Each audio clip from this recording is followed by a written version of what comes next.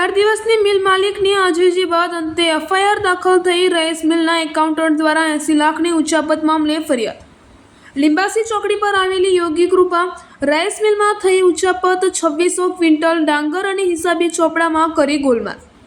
વર્ષ 2023-24નું ઓડિટ કરતા સમગ્ર મામલો આવ્યો સામે। ખોટા બિલો બનાવી બારોબાર નાણાંની ઉચાપત કરતા ફરિયાદ। એકાઉન્ટન્ટ તરીકે ફરજ બજાવતા આશિષ પટેલ અને તેમના ભાઈ હિરેન પટેલ વિરુદ્ધ ફરિયાદ કરાઈ।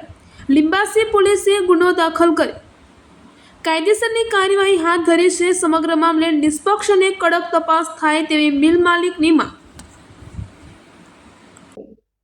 સમયગાળો જોવા જઈએ તો આશરે 1.5 વર્ષનો સમયગાળો છે 2023 અને 24 બંનેનો।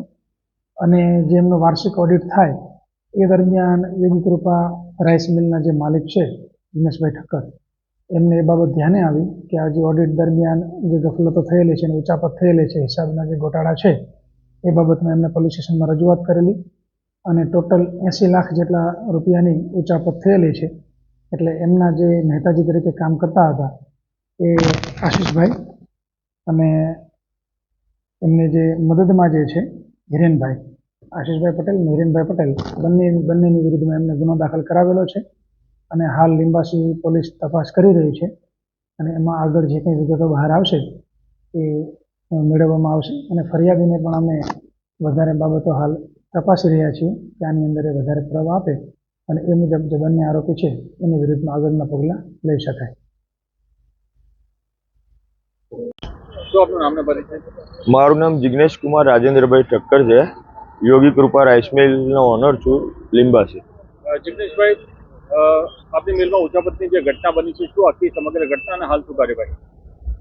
મારી મિલમાં 80,25,000ની આસપાસની ઉચાપત અત્યારે જોતા બહાર આવી છે અને 3 દિવસના અથાગ પ્રયત્નોના અંતે પોલીસ દ્વારા એફઆઈઆર દર્જ કરવામાં આવી છે અને મારી એવી માગણી છે કે સાહેબ પીએસઆઈ સાહેબ જાતે બી તપાસના અંતે જ આ એફઆઈઆર લીધી છે તો એકદમ નિષ્પક્ષ તપાસ થાય। જે રીતે મારે એફઆઈઆર માટે 3 દિવસ બેસી રહેવું પડ્યું એ રીતે તપાસમાં દેરી ના કરતા જે પુરાવા રજૂ કરેલા છે કોઈ પણ રાજકીય દબાણ ના થાય કે એમ નિષ્પક્ષ એટલે ન્યાય અપાવે જે મારા જોડે ખોટું થયેલું છે એવી હું માગણી કરું છું। બીજું એ કે આપને આ સમગ્ર ઘટનાની જાણ કેવી રીતે થઈ, ક્યારે થઈ? આ સમગ્ર ઘટનાની જાણમાં એવું હતું કે જ્યારે અમે ઘટ એટલે કે જ્યારે રાઈસ મિલમાં ઓડિટનું એ થાય ત્યારે ઘટ પડે તો સામાન્ય ઘટ હોય 100 ક્વિન્ટલ 50 ક્વિન્ટલની। આજે 15,000 મણ 14,000 મણ ડાંગરની ઘટ પડી એટલે ચેક કરવામાં આવ્યું। એ ચેક કરતાં જાણવા મળ્યું કે નાવ્યા ટ્રેડર્સ નામના 1 થી 24 બિલો આશિષ કુમારે ખોટા બનાવી અને જમા કરી અને એને પેમેન્ટ કરી દીધેલ છે। કોના દ્વારા આ ઉચાપત કરવામાં આવી છે અને આગળ શું કાર્યવાહી તમારા દ્વારા કરાઈ?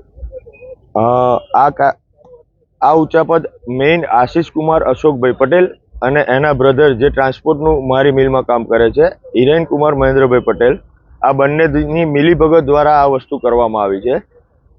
આગળની કાર્યવાહીમાં હું પોલીસને અરજી કરું છું કે જલ્દીમાં જલ્દી એમને પકડી અને આની નિષ્પક્ષ તપાસ કરે જેના પુરાવા અમે દરેક પુરાવા રજૂ કરી દીધેલ છે। જે મુખ્ય આરોપી છે આશિષભાઈ, એ કયા હોદ્દા હેઠળ કામ કરે છે અને કેટલા સમયથી આ સમગ્ર ઉચાપતની ઘટના તેઓ જે કરી રહ્યા છે કેટલા સમય જૂની છે, આખી કેટલા વર્ષથી છે? આશિષભાઈ ટોટલ 12 વર્ષથી આપણા ત્યાં કામ કરે છે અને છેલ્લા 5 વર્ષથી આખી મિલનો કારોમદાર જે કહેવાય કે ટોટલ વિશ્વાસ ચાવી એમને સોંપી દીધેલી છે કે પેમેન્ટ કરવું, માલ લેવો, આવક જાવક બધું એમના હાથમાં છે અને છેલ્લા 4 વર્ષથી ટોટલ વહીવટ એ કરતા હતા અને આપણા વિશ્વાસે મૂકેલું હતું એટલે એમણે આનો દુરુપયોગ કરી અને આ ઉચાપત પોતાના આર્થિક ફાયદા માટે કરેલ છે।